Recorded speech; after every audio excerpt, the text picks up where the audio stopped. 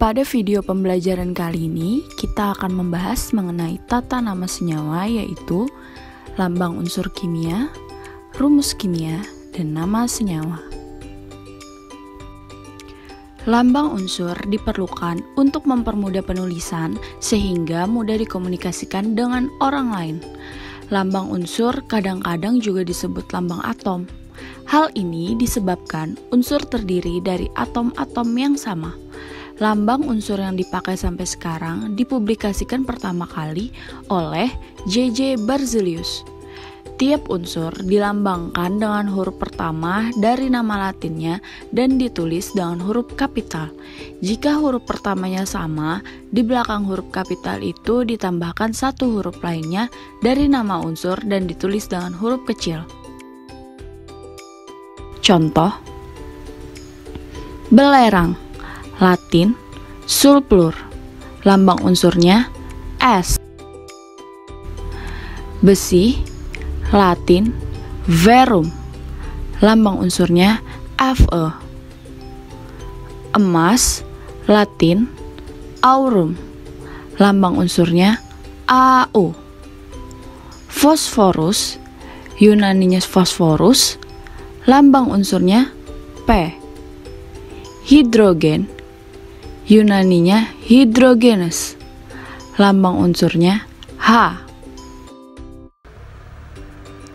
Lambang unsur kimia tentu saja berkaitan dengan rumus kimia. Rumus kimia merupakan kumpulan lambang atom dengan aturan tertentu.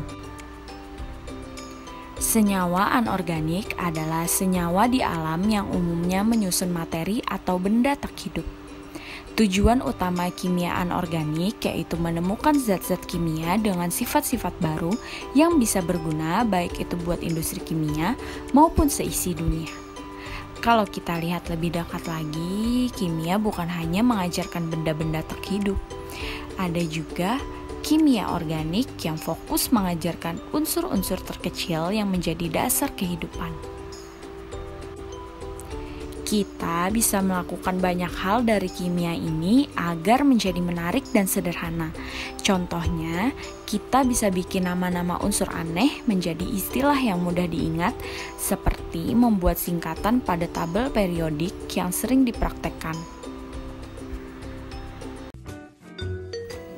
Nah, kemudian lambang unsur kimia tentu saja berkaitan dengan rumus kimia. Rumus kimia merupakan kumpulan lambang atom dengan aturan tertentu. Jumlah tiap atom pada rumus kimia dituliskan sebagai angka indeks.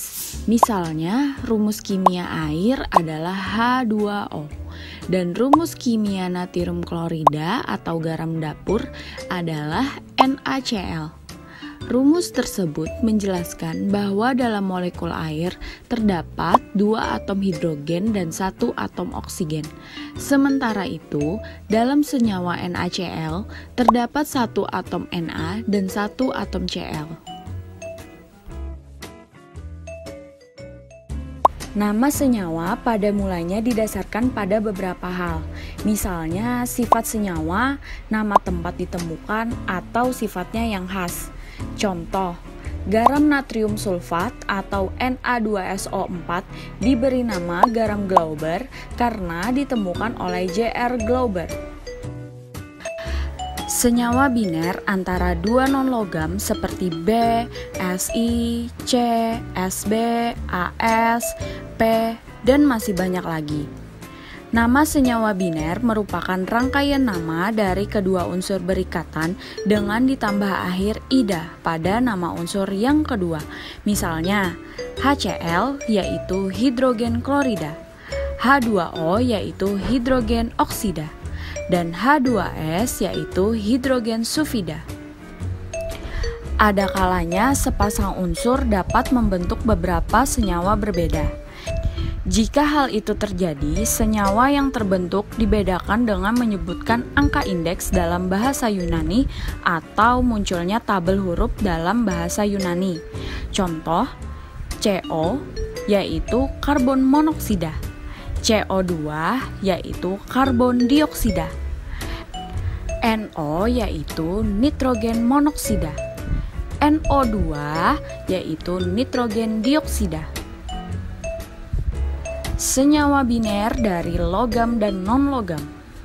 Senyawa yang terbentuk dari logam dan non-logam diberi nama dengan aturan. Aturan yang pertama, penulisan rumus senyawa dengan meletakkan unsur logam di depan. Contoh, natrium klorida ditulis NaCl, bukan CiNa. Kemudian aturan kedua, nama logam disebut terlebih dahulu. Kemudian diikuti nama unsur non-logam dengan tambahan akhiran ida. Misalnya, KCi diberi nama kalium klorida. Jika unsur logam memiliki lebih dari satu macam bilangan oksida, unsur itu ditambahkan angka Romawi di dalamnya.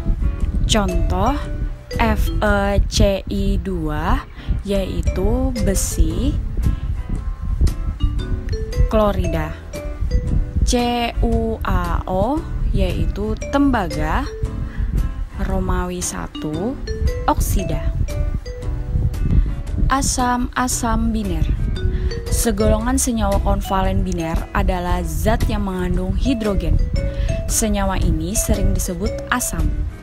Senyawa asam akan dihasilkan ion-ion H+ jika dilarutkan dalam air. Penamaan asam dilakukan dengan cara meletakkan kata asam sebelum nama non-logam yang dimodifikasi dengan akhiran ida. Contoh, HF yaitu asam fluorida, HCl yaitu asam klorida. Senyawa paliotomik. Senyawa yang terdiri dari unsur non-logam akan tetapi terbentuk dari garam, asam, dan basa. Contoh, NH4+ yaitu amonium, H30+ yaitu hidronium. Senyawa hidrat.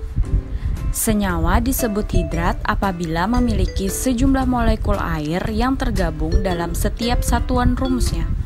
Jumlah air dituliskan setelah tanda titik di tengah. Contoh, tata nama senyawa organik. Senyawa organik adalah senyawa karbon, terutama yang mengandung ikatan CC dan CH. Senyawa organik sederhana yang hanya mengandung atom C dan H dikenal dengan nama hidrokarbon. Contoh. Demikian materi tentang tata nama senyawa. Semoga bermanfaat dan bisa dijadikan untuk bahan pembelajaran.